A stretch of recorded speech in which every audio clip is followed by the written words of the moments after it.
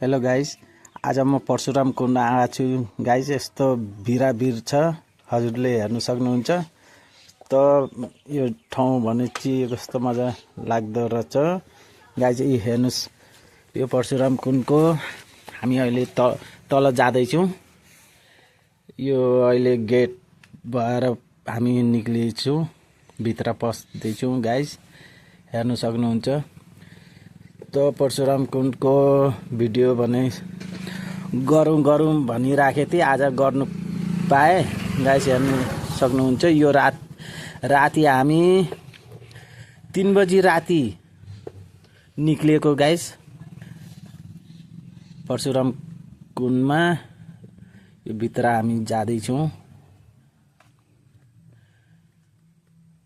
हेर्न सक्नुहुन्छ गाइस। यति भिड मान्छेहरू, उहाँ तीर्थ गर्ने बुढाबुढी, उहाँ भाइहरू जानु हुँदैछ परशुराम कुण्डमा नुहाउनु भनेर गाइस, हेर्नु सक्नुहुन्छ। यी बालखा पनि नाति पनि गएछन् गाइस, हेर्नु सक्नुहुन्छ।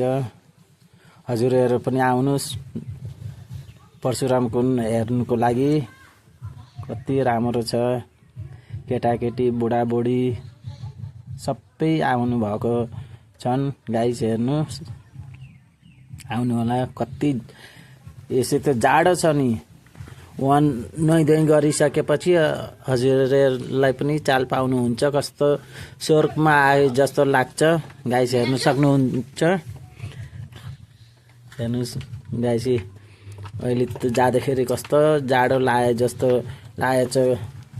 माथि हामी चढ्दैछौँ, हेर्नु सक्नुहुन्छ। यी सबै हाम्रो बालीजानको, ढेकेजानको, अरू पनि हर जग्गाको नेपालबाट पनि आउनु भएको रहेछन्, हजुरहरूले हेर्नु सक्नुहुन्छ। काठमाडौँ, पोखरा, बिहार, आसाम, गुवाहाटी सब जग्गाको आउनु भएको रहेछ गाइस। हेर्नुहोस् कस्तो भिड यहाँ परशुराम नुहाउनुको लागि, परशुराम धामको लागि गाइस आउनु भएको रहेछ। सबै तीर्थ गर्न आउनु भएको रहेछ गाइस, हेर्नु सक्नुहुन्छ। बुढाबुढी, हजुरआमा, हजुरबाहरू पनि आउनु भएको रहेछ, नातानातिनीहरू पनि गाइस, हेर्नुहोस् सक्नुहुन्छ। छोरीचेलीहरू पनि आउनु भएको रहेछ।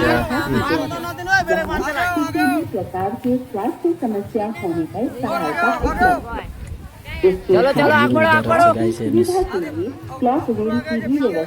धेरै भिराभिरमा पनि कस्तो राम्रो लाग्छ। माथि मन्दिर छ, हेर्न सक्नुहुन्छ।